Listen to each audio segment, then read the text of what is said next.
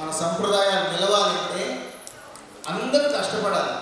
ఇది ఇంతటితో అంతరించిపోతే ఇంకొక జనరేషన్కి అందదు. ఇప్పుడు మనం పొందేటటువంటి ఆనందం వాళ్ళు పొందలేరు.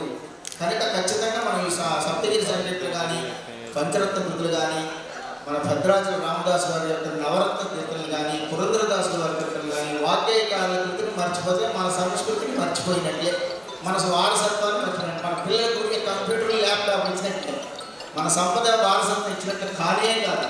ఇది ఎవరైతే కాపాడుకుంటారో ఎవరైనా సరే వాళ్ళందరూ కూడా వాళ్ళ కుటుంబాలు చల్లగా ఉంటాయి. ఓం నమో వెంకటేశ్వర.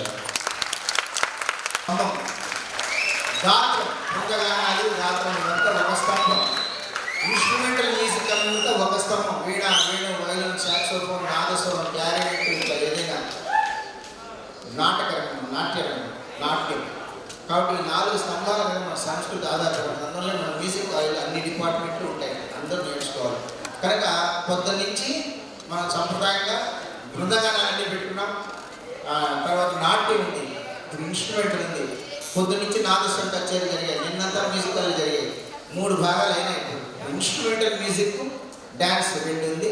అయిపోయాక మళ్ళీ తిరిగి 6 గంటల నుంచి సభా సమావేశాలు, అందరికీ ఫెలిసిటేషన్స్.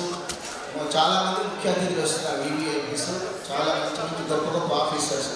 మా బిడ్డలు స్టూడెంట్స్ ఇక్కడ ఉన్నారు, వాళ్ళందరూ కూడా జాగ్రత్త ఉండి అన్ని వింటే మీకు కొన్ని విషయాలు అర్థమవుతుంది. మన కాలేజీలో చెప్పుకునే వేరే సిలబస్ ఇక్కడ ఉంటే జరిగేది విషయాలు వేరే. ఓహో ఇలా జరుగుతుందా, ఇట్లా దీనికి ఫలానా ఆఫీసరా, ఫలానా వ్యక్తి ఉంటారా, ఈ సౌకర్యాలు అంటే ఈ ఫలానా వ్యక్తి ద్వారా అవుతుందా అనేది తెలుసుకుంటారు. Thank you so much.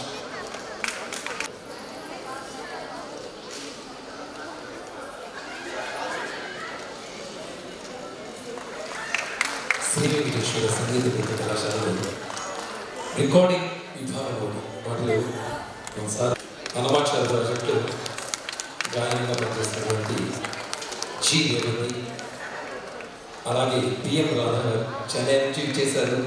మా తోటి కళాకారుని మాతో పాటు నేర్చుకున్నటువంటి చెన్నై నుంచి చేసి మన సుధాకర్ గారిని సన్మానించాం.